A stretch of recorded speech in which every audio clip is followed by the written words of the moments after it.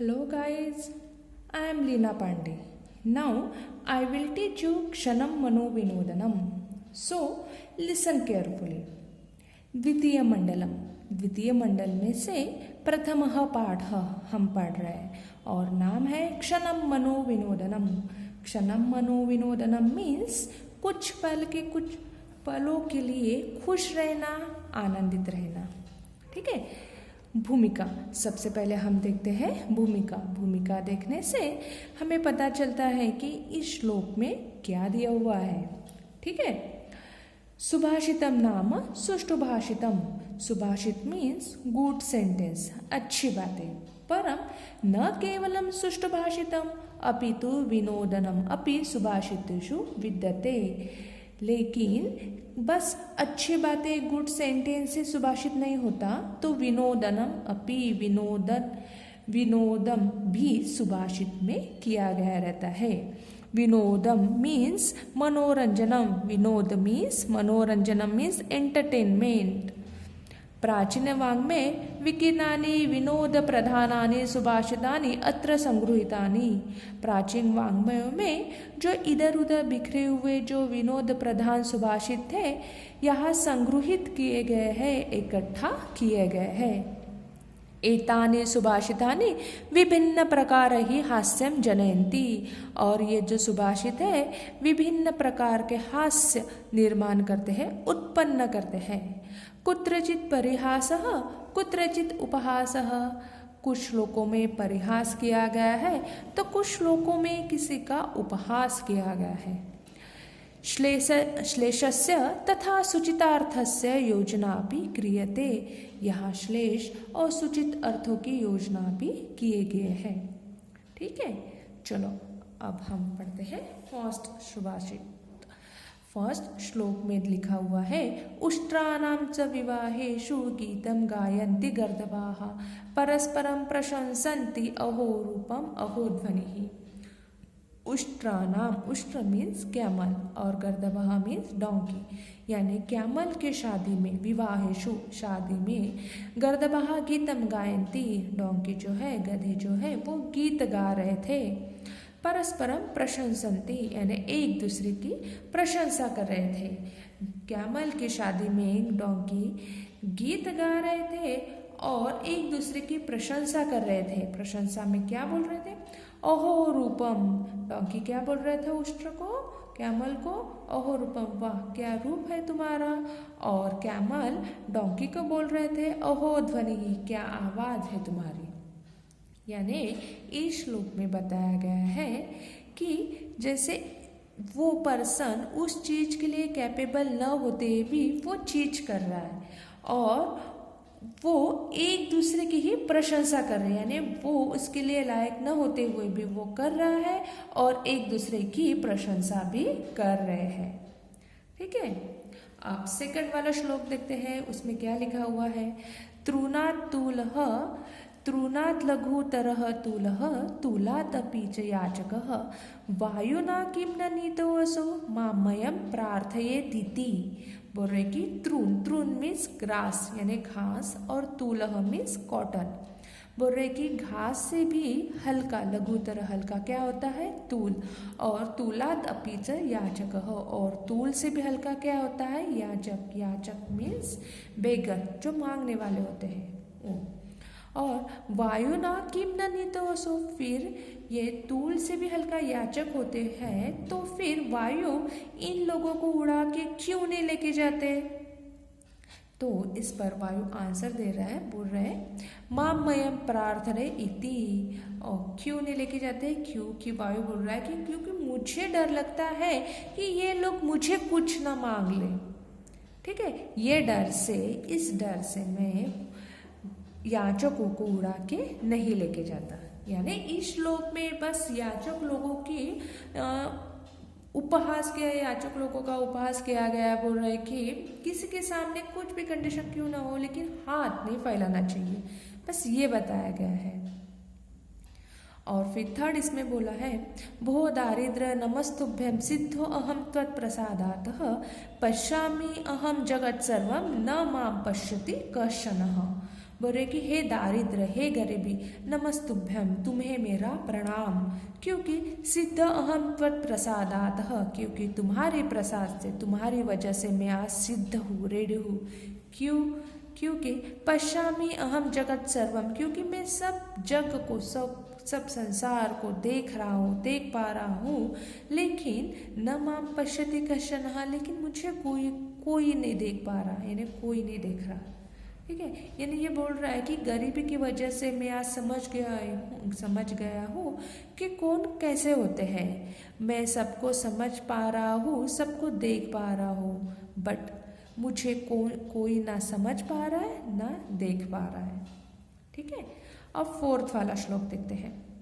अद्यपि दुर्निवारम स्तुति कन्या बहति कौमारम, सद्भ्यो न रोचन्ते सा असंतो अपि अस्यो न रोचन्ते। बोल रहे कि अद्यापि यानी आज भी, दुर्निवारम यानी कठिन है, क्या, कौमार्यम कुमारता, कुंवारापन जो कठिन, वहन करना कठिन है, वो स्तुति कन्या आज भी वहन कर रही है, यानी आज भी वो कुंवारी है। यानी स्तुति नाम की कन्या आज भी कौमार्यम यानी कुंवारापन जो दुर्निवारण है, वहन करने के लिए कठिन है, वो आज भी वहन कर रही है। क्यों वहन कर रही है? क्योंकि सद्भ्यो न रोचन्ते सा, यानी वो स्तुति, प्रशंसा या सज्जन लोगों को अच्छी नहीं लगती, उनको पसंद नहीं आती। और अपि अस्यो न रोचन्ते, और स्तुति कन्या को सज्जन, असंतः दुर्जन लोग जो होते, बैड पर्सन जो होते, वो पसंद नहीं आते।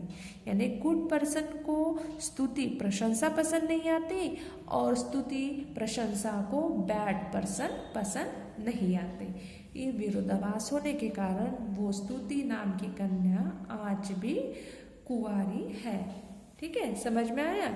अब हम नेक्स्ट वाला श्लोक देखते हैं कि नेक्स्ट श्लोक में क्या बोला है। ठीक है, देख पा रहे हो ना? ठीक है, ओके।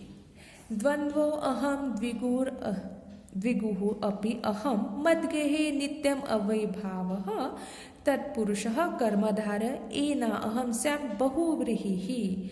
बोल रहे कि देखो, तत्पुरुष हे राजा, हे राजन, द्वंद्वो अहम, हम दो लोग हैं, यानी मैं और मेरी वाइफ।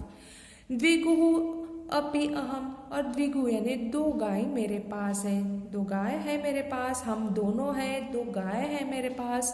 बट मद्गेहे नित्यम अव्ययभावः, लेकिन मेरे घर में हमेशा अव्ययभाव रहता है, यानी चीजों की हमेशा, धान्य अनाज चीजों की हमेशा कमी रहती है।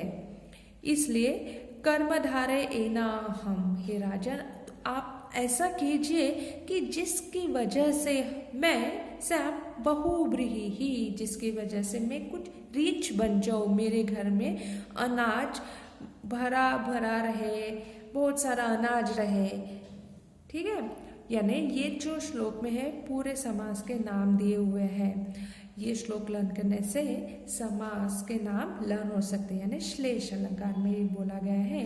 एक इसका मीनिंग अलग निकलता है और समास के नाम भी होते हैं। हे तत्पुरुष, हे राजन, हम दोनों हैं, मेरे घर में दो गाय है, लेकिन मेरे घर में हमेशा अव्यय भाव रहता है, अव्यय भाव रहता है, यानी हमेशा चीज़ों की कमी रहती है। इसलिए आप ऐसा कुछ कीजिए कि जिसकी वजह से मैं बहुव्रीहि, यानी मैं रिच बन जाऊँ।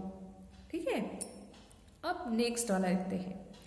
6th, चतुरः सखी में भर्ता यत् लिखति तत् अपरो न वाचयति तस्मात् अपि अधिको में स्वयं अपि लिखति स्वयं न वाचयति। बोल रहे ये दोनों सखी है, सखी में दोनों गर्ल्स है, दोनों फ्रेंड है। वो दोनों फ्रेंड्स का आपस में बातें चल रही है। पहली फ्रेंड बोलती है कि चतुर में भर्ता, भर्ता मीन्स हस्बैंड, मेरे पति बहुत ही चतुर है, स्कॉलर है। क्यों? क्योंकि यत् लिखति तत् अपरो न वाचयति, क्योंकि वो जो लिखते हैं ना वो दूसरे पढ़ भी नहीं पाते। ठीक है, तस्मात् अपि अधिको मैं स्वयं अपि लिखति स्वयं न वाचयति। फिर दूसरी जो फ्रेंड है, जो दूसरी गर्ल्स, वो बोलती है कि इससे भी अधिक तो मेरे पति है, क्योंकि वो जो स्वयं अपि लिखति स्वयं न वाचयति, जो वो लिखते हैं वो खुद न पढ़ पाते हैं, न दूसरे भी पढ़ पाते हैं। ठीक है, यानी तो जो सखिया है वो अपने हस्बैंड के बारे में बता रही, वो क्या लिखते हैं, वो सिर्फ वो खुद पढ़ पाते हैं, दूसरे को कुछ समझ में नहीं आता, और दूसरी उसके ऊपर बोलती है तो ये तो कुछ भी नहीं है, मेरे पति तो जो लिखते हैं वो खुद भी नहीं पढ़ पाते, दूसरे तो दूर की बात है। ठीक है, यानी मजाक उड़ा रही। फिर लास्ट वाला श्लोक देखो, वासः प्रधानम खलु योग्यताया वासो विहीणं विजहाति लक्ष्मीः पीताम्बरं वीक्षं ददौ स्वकन्यां दिगंबरं वीक्षं विषम समुद्रः। बोल रहे हैं कि समुद्र की कन्या लक्ष्मी, ठीक है, समुद्र की कन्या लक्ष्मी है, और लक्ष्मी का विवाह किनसे हुआ है? विष्णु जी से हुआ है। और समुद्र ने दिगंबर में शंकर भगवान को क्या दिया है? विष दिया है, और विष्णु जी को क्या दिया है? लक्ष्मी दी है। तो बस यही बोला है कि वासम प्रधानम, वास में वस्त्र, प्रधानम खलु योग्यता, आज प्रधान योग्यता पे क्या होता है? बड़ा क्या होता है? वास, यानी हमारे वेश वेशभूषा जो होती है वो देखकर, वास विहीन विजहाति, वो देखकर ही समुद्र ने अपनी कन्या लक्ष्मी विष्णु जी को दी है। और पीताम्बरम वीक्षम, पीताम्बर जो जिनकी दिशा ये सब कुछ होता है, उनके वस्त्र होते हैं, उनको देखकर विष प्रदान, दिगंबर को देख, पीताम्बर को देखकर खुद की कन्या दी, और दिगंबर को देखकर यानी शंकर जी को देखकर विष दिया। ठीक है, यानी यहाँ आउटलुक भी मायने रखता है, ऐसे बोला गया है। ठीक है, ओके गाइस, आपको समझ में आया ये श्लोक, पूरा ये लेसन? ठीक है, अब नेक्स्ट वीडियो में हम नेक्स्ट वाला लेसन देखते हैं। Okay, bye guys, good bye.